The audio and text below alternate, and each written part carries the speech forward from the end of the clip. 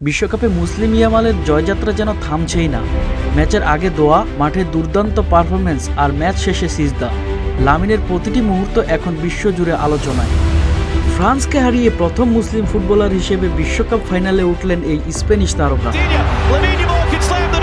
Lamine ইয়ামালের গল্প শুধু football প্রতিভার নয়, বরং তার ব্যক্তিত্ব ও শেকড়ের সঙ্গেও জড়িয়ে আছে। মাঠে নামার আগে দোয়া, জয়ের পরে সিজদা, এসব তার বিশ্বাসের অংশ, যা বিশ্বকাপের মঞ্চে কোটি মানুষের নজর কেড়েছে।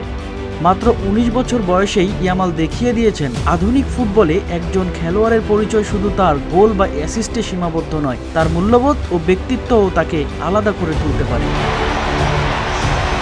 স্পেনে মুসলিম জনসংখ্যা বর্তমানে ২৫ লাখের বেশি। সংখ্যাগরিষ্ঠ মানুষ খ্রিস্টান হলেও মুসলিম সম্প্রদায়ের উপস্থিতি দিন দিন বাড়ছে।